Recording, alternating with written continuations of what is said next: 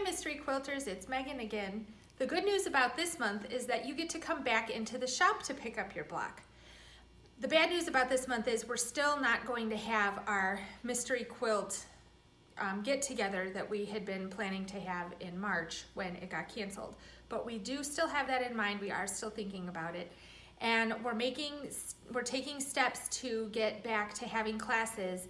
I'm actually in the classroom right now, and what should be behind me is the long arm, but it's not there anymore. We moved it out to the front of the shop so that we have more room in the classroom, so we can follow good social distancing guidelines and hopefully get back to classes in that soon. A lot of you have been asking, so I thought I would let you know what we were up to. Block 5 is available in the shop right now. Just come on in and get it. We have a bonus pattern again for you this month. And now I'm going to give you one tip for the block this month, and then I'm going to show you something really fun. So Claire's filming, so if Claire would move so I can show. You make a lot of flying geese this month. There you go. And flying geese are blocks that look just like this. They're called flying geese because they make a V just like a flock of geese flying across the sky.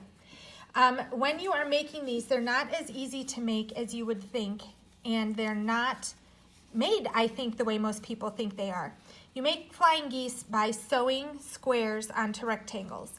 So when you make this block, and again, yours, I think this is going to be a light green and a yellow, or it might be a dark green and a yellow. You make these in 2 different colors. The turquoise, you start with a rectangle that's this big, and then you've got 2 squares that are pink. You draw a line down the middle of it, and you sew your square on to from one edge to the center at the top of the rectangle. It tells you this in the pattern, and I wanted to give you a visual. After you have stitched this on, you're going to cut a 1/4 inch this way and take these off of here. So you'll see the back of these squares. This is the front. The back, there's not a square folded over itself. So you're going to trim them. Here, you can see it this way. So you're going to trim them. Before you trim them, it's really important that you fold your square back over your stitching line. Because as you can see on this one, when I fold it back, I'm not going to have a nice straight line across the top. You can see here the points don't match up, and over here it's all messed up. And the bottom triangle isn't as big, see mine ends here, as it should be. So you want to check that now, because if you have to unstitch it and sew it back on, you need to do that before you trim off your excess. So whenever you're making a flying goose, as soon as you stitch your square on, fold your triangle back, and you can pull just a little bit, and make sure that it's stitched on there correctly and you have a nice straight line at the top. Otherwise, it's too late it's too late to fix it after you trim them. Okay. Now I'm going to show you something really fun. This square, when you are done, this is what it's going to look like. It looks like a diamond in the middle. And now we'll have to add this little wonky goose.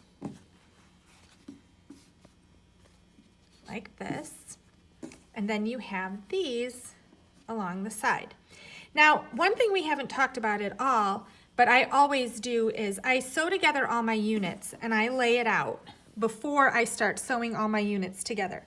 This is for a couple of reasons. One is sometimes I do this and I'm like, oh, gee, that was a really poor color choice you made, Megan. Let's start over. And other times it shows you if something isn't the right size, but you really want to see, you want to make sure it's all working out before you stitch it together. So I was all excited about this square, and I brought it into the shop and I showed my mom. I was actually questioning color choices, and she's like, no, that's cool. And I was starting to walk away. I was going to clean it up and walk away, and she started doing this.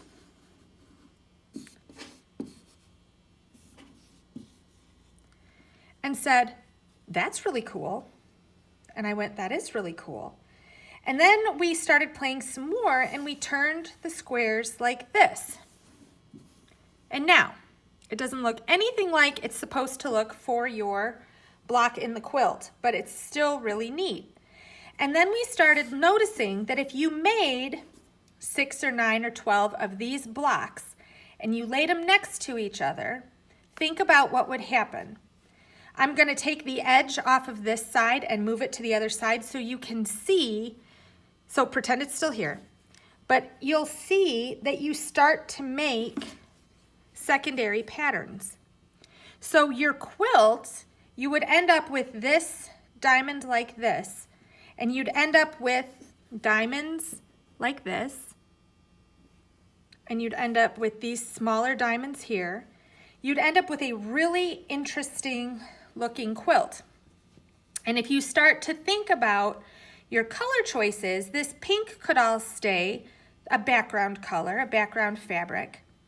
But this diamond could be one color, these could be another color, these could be a third color. And if you start to think about that and all the different ways you could play with this block, it's really kind of a neat idea. And it shows you one way that you could take this square in particular and turn it into a larger project. We actually have one mystery quilter who is using last month's block to make a baby quilt. And this is another one you could use to do something like that, but your quilt wouldn't look anything like the square that we're creating for this block. And to remind you, this is what your block is supposed to look like. If you sew something together wrong and it's my fault and you want to bring it here, I promise I will rip it all apart for you. If this is something that fascinates you, actually, if you're enjoying the mystery quilt,